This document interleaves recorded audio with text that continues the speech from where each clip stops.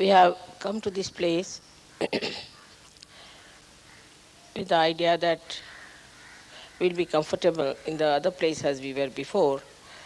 But you must have known that there's a man who is quite devilish and he has tried to make this funny arrangement just to extract some money from us for doing nothing.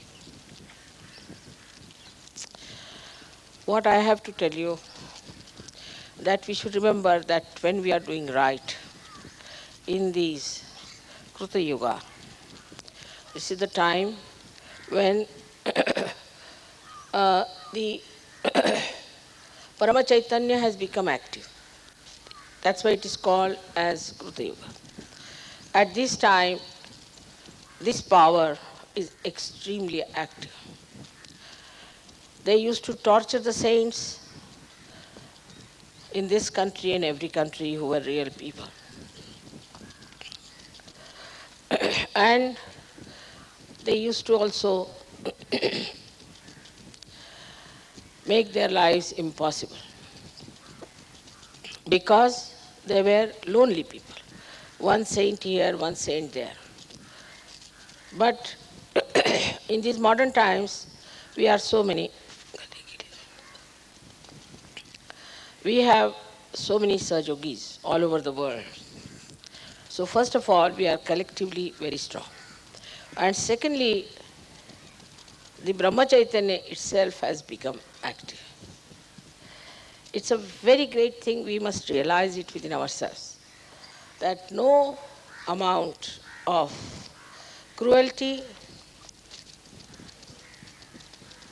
planning against us,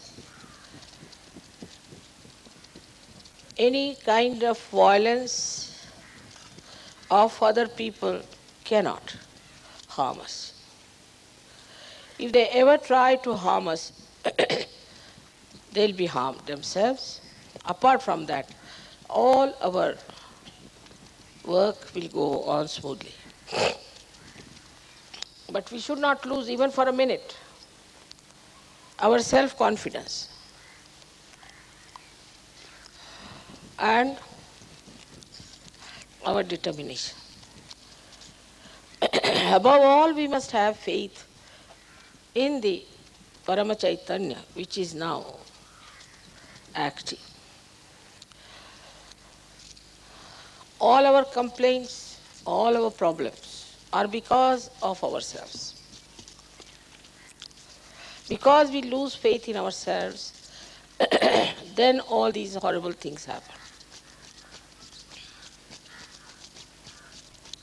तुम जरा चले जाओ, आए हैं शायद inspector, उनसे वही बोल रहा. And whatever may happen, even when people stoned us, it has helped us a lot. Of course, some people were hurt a little bit, doesn't matter. But the case has been filed and this horrible organization is under trouble. Nobody could do anything to them. Only when we started our own court case, they have become quiet. How things work out for our help, one can see it so clearly, and one should have full faith in oneself to understand that God is with us and He is all powerful.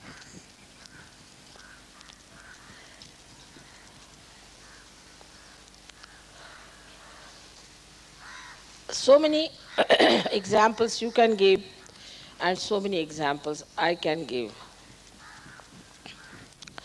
And I can tell you that it is only our diffidence which makes problems for us. Now supposing there was a snake. There's nothing to be afraid. No snake can bite any Sahajogi. They are more sensible than these devilish people. When I was in Gandhi ashram, we were supposed to get up at 4 o'clock. Gandhiji was a great disciplinarian. He was not like me. So everybody had to take bath, and by 5 o'clock we had to go to the prarthana. And in the prarthana place, we, even reaching there, we could see so many snakes crawling around. We were supposed to just go to the prarthana place without complaining. And sometimes you would find a snake just sitting before you like this. And you were supposed to keep quiet and do the prarthana. But nobody was beaten up. All these years I was there, used to visit that place. I must have seen so many snakes. Otherwise, I have never seen snakes much in life. But that's the only time I have seen snakes sitting just like this before some of the meditators and trying to enjoy their meditation.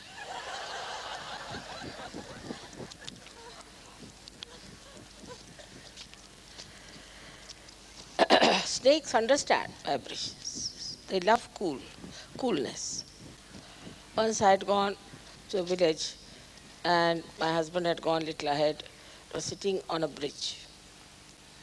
There were some steps there, sitting like this, and a big python like that started moving under my foot, under my legs.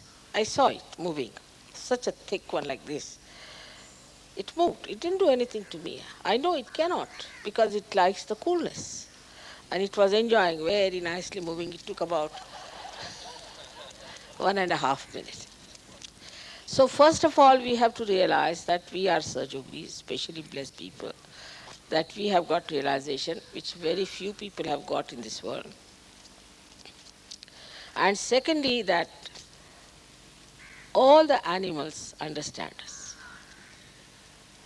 They understand us better than human beings, because they are under the control of God Almighty.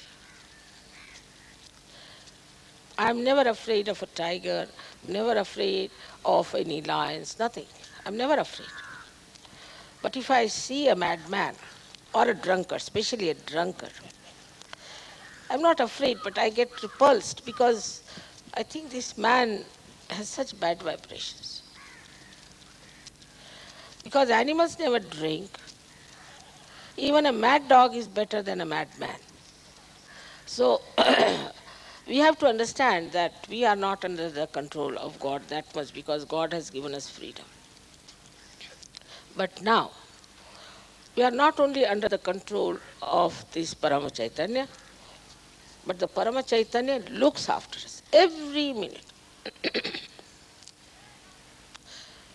And that's how things work out. There are so many instances of this kind of thing. But if your faith is wavering, if you are frightened, then you have to little bit understand that you are not to be frightened. Things have worked out. So many people can tell you so many things. Swiss people were to come for a puja in Pune. I knew they were to come. They never informed us. But I knew. And I was postponing the puja as much as I could. These people took a taxi from Bombay and they came up to Pune. And they wanted to go to Pratishthan. They knew, the taxi fellow knew. Instead of going to Pratishthan, he took them to another place, Bhugao, where we all were camping. And these people saw, so they just got down. He said, no, this is not Pratishthan. He said, this is the place we had to come. And they were just right in time there. I mean, you can all write so many things, how God has helped you in every way possible. Monetarily, as protection, as blessings from all sides. So to solve the problem, we don't have to worry. Actually, we should have no problems at all. Some people start thinking that by logical deductions, they can find out things. They cannot. Because we are at a level that logic doesn't work. We are at a level where Brahma Chaitanya works. and it has its own logic. So do not try to resolve anything by logic. First thing, your connection with the spirit will be lost. Your connection with the joy will be lost. Your connection with the vibrations will be lost. So there is no logical conclusion, but the divine logic takes over. That doesn't mean that you are a slave, but on the contrary, you are the great guest in the kingdom of God. There's a difference between the two attitudes. Supposing I come here, so they want that they should garland me. I can say, I'm not your slave, why should you garland me? They may say, we'd like you to come for a procession. I may say, I cannot come, I'm sorry, I'm free, I will do what I like. How can you decide for me? But I am their guest, and they are inviting me to honor, to look after me, for protection. If something you people try to do for my protection, should I say that it is slavery? Of course, you know that I don't need any protection, but still you try to protect me. It's all right, I don't mind, because if that gives you pleasure, I don't mind. And I don't feel that way about it, as if I have become now a slave of all the Sajogis. You fix me up, and I am moving like a shuttlecock all the time. I never grudge, never grumble. All right, accept it, whatever you say. You are not doing to harm me in any way or to be disrespectful, but you are trying to help me out in a way that I should be able to achieve greater capacity to work and a greater facility. How can I not understand that? So you have to have that kind of an intelligence to feel the existence of that all-pervading power all around us. You have seen so many photographs. You have seen on top of your heads there is light. Though mentally you accept that, in the heart you do not. Those people accept in the heart, I know them. And those who do not accept, I know them. Those who accept me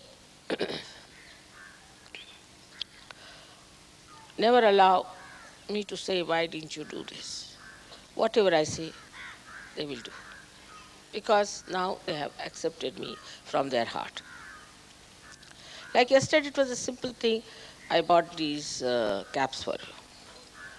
So many didn't buy. I was surprised. I went all the way to buy to protect your heads. Why didn't you buy them? They're worth nothing. 3-4 rupees is what? Nothing. Or the dhotis I bought for you. All the way, I don't mind if you don't want to buy. But surprising, they didn't buy. You could have worn them today and you would have looked very nice. Of course, you have freedom. It's worth nothing. But it shows how far you are there. Mother has bought it with such love. She has selected for us. It's worth nothing. I could have given you them as presents also. But I just wanted to test. And this is how the testing comes. After all, there's no harm in wearing a cap in this heat. It's better to wear the cap. And also to have a dhoti is better because that's the dress of this country. And whatever is the dress of the country, that is more suitable for this country. It's very hot here, and the dhoti, which is a cotton dhoti or even a silk dhoti, is a beautiful thing to wear. I don't want to force anything on you, but it is you who are judged also. That's such a small thing, like a cap. Now, how many of you did not buy the cap? Raise your hands.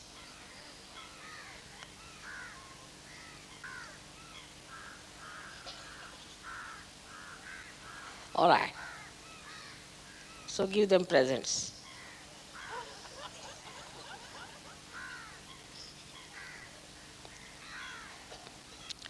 And how many of you didn't buy the dhotis?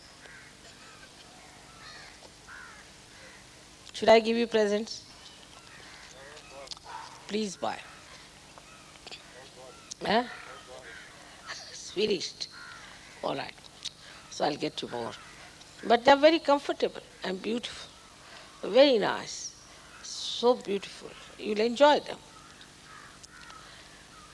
All right. So, small things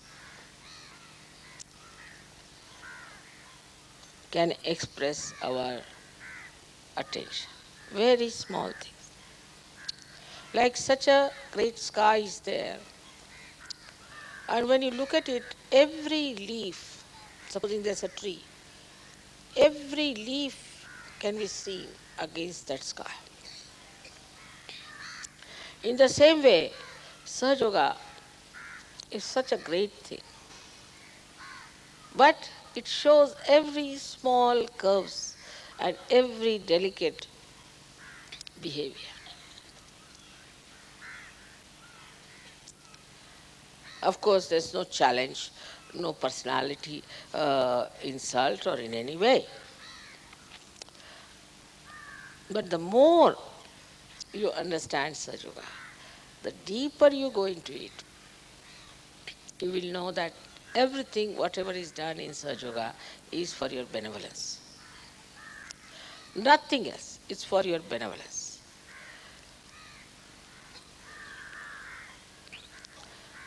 And that this power is so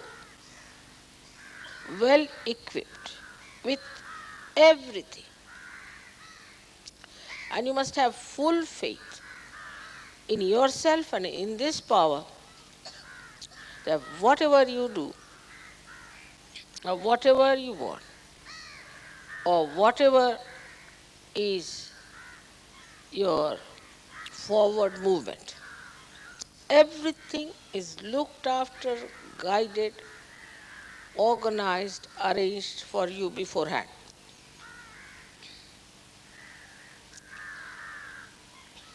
Thus, you'll be surprised how you are looked after. Now, especially for ladies, there one of the assets of ladies is to be frightened and another is to cry. So,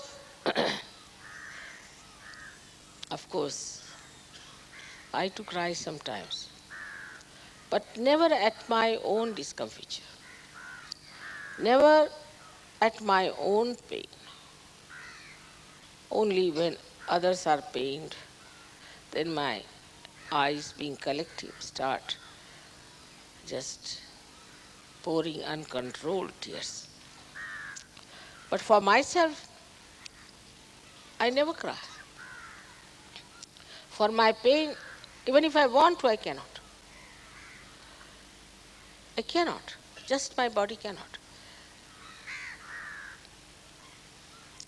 The second thing you must know, I'm also a woman. I'm never afraid of anything whatsoever. Of course, animals have already told you. Except for the drunkard, you don't know how he'll behave because not he is in not senses. I am not afraid of anything whatsoever. In the same way, you have to know that your mother is with you and you should have no fear at all. And then to boast of your fear is nonsensical.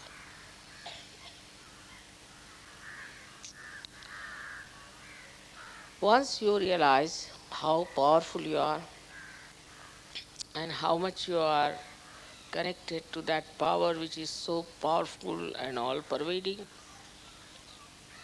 which does all the living work, you will never get any one of these funny ideas which are to be left behind. You have to cross the threshold of these conditionings that you have had. Just open your heart and see for yourself, where are you sitting? Where have you reached? Under what blessings you are here. May God bless you.